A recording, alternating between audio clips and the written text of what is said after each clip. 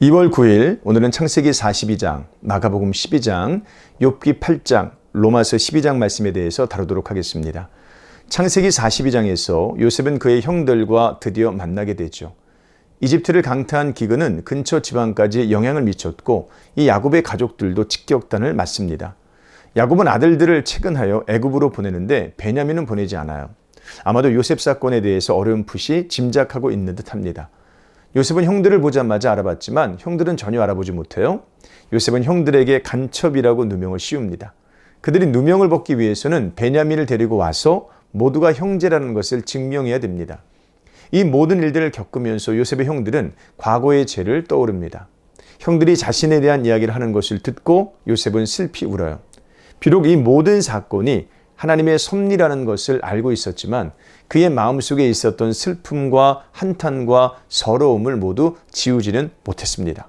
결국 시므온만을 남기고 나머지 형제들은 베냐민을 데리러 집으로 돌아가게 됩니다. 욥기 8장에서는 빌닷이 논쟁에 참여해요. 욥의 항변을 듣고 있던 빌닷은 다소 거칠게 욥을 밀어붙이죠. 빌닷이 주장하는 핵심은 이것입니다. 하나님이 어찌 정의를 굽게 하시겠으며 전능하신 이가 어찌 공의를 굽게 하시겠느냐. 3절 말씀이죠.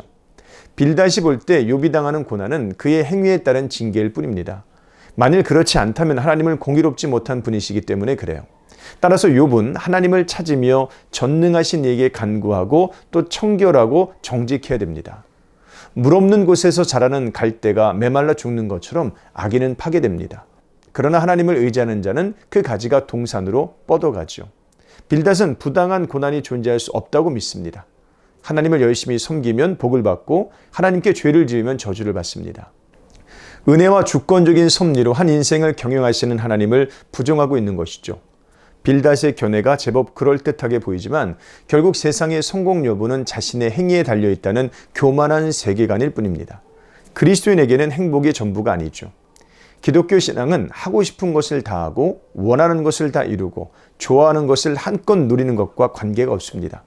오히려 그리스도인으로 세상을 살아간다는 것은 부당한 고난 속에서 유일한 위로가 되시는 예수님과 동행하는 것이죠.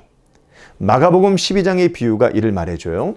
포도원의 주인이 소출 얼마를 얻으려고 종을 보낼 때마다 농부들이 때리고 상처를 내고 능욕을 하고 심지어 죽이기까지 합니다.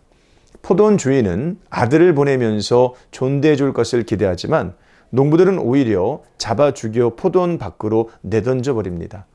포도원 주인은 하나님이고 아들은 예수님이죠.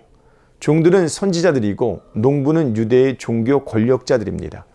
예적부터 하나님의 뜻을 따르던 신자들은 부당한 고난을 받아왔습니다. 심지어 우리의 주님이신 예수님도 부당한 고난 속에서 하나님의 뜻을 성취하셨습니다. 그렇다면 제자인 우리는 어떻게 됩니까? 하나님을 이용하여 부를 얻는 것은 신앙이 아니에요. 예수님을 이용하여 성공과 안정을 사려는 것은 신앙이 아니라는 것입니다. 로마서 12장은 신앙이 어떤 것인지 보여줘요. 신앙이란 우리의 몸을 하나님께 기뻐하시는 거룩한 산제물로 드리는 것이죠. 하나님의 선하시고 기뻐하시고 온전하신 뜻이 무엇인지 분별하는 것입니다.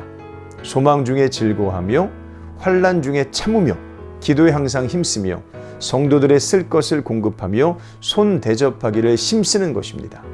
박해하는 자들을 축복하는 것이고요.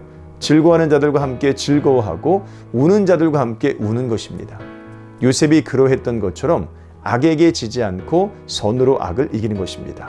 오늘 하루도 그런 믿음의 삶을 사시기를 주님 이름으로 축복합니다. 고맙습니다.